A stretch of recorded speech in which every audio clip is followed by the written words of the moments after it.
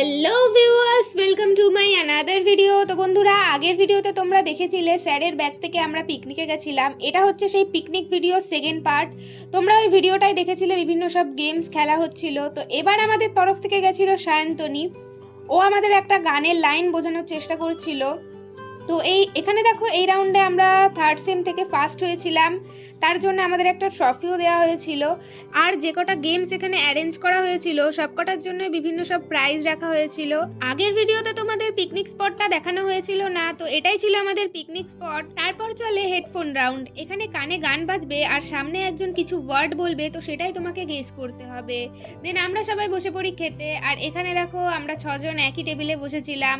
আর দুপুরের আয়োজনে ফার্স্টেই ছিল ডিমের ডেভিল, সস অ্যান্ড স্যালাড।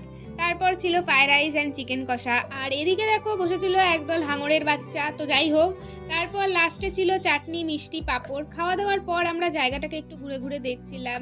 দেন অমৃত একটা কবিতা বা আবৃত্তি, যাই হোক আমার ঠিক মনে নেই, ও শুনিয়েছিল। তারপর আমার প্রো ডান্সার বান্ধবীরা সব নাচানাচি শুরু করে দেয়। সব এক একজন প্রো ডান্সার, কি নাচের তাল ওদের, বাপরে বাপ। তো যাই হোক, তার মধ্যে আমার বাবাও আমাকে নিতে চলে আসে। তো এটা হচ্ছে সেই পিকনিক স্পটটা যেখানে আমরা এসেছিলাম।